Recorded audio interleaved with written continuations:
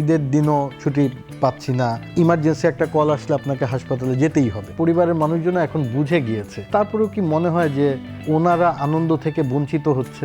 ঈদ বলতে যে আমাদের আলাদা কিছু আছে তা না, আমরা রোগীর সাথেই আমাদের ঈদ, রোগীর সেবা করি, সেটাই আমরা মনে করি সেই আনন্দ, রোগীরা ভালো থাকে, আমরা ভালো থাকি, এটাই আমাদের কাছে অনেকটা বড় একটা ঈদের আনন্দের মতোই মনে হয়। বন্ধুদের সাথে আড্ডায়ও অনেক সময় আমরা আসলে এই চিকিৎসার ভিতরে থাকি। আমার মনে হয় ডক্টররা লাইফ লংই চিকিৎসক, ঈদের দিনের চিকিৎসক। আমার তো কষ্ট একদিক দিয়ে যে আমি ফ্যামিলির সাথে নাই, বাট আমি তো সুস্থ আছি, বাট তারা ফ্যামিলির সাথে নাই, প্লাস তারা অসুস্থ। তো তাদের পাশে থাকাটা এটা একটা মানে আসলে অন্যরকম একটা ফিলিংস।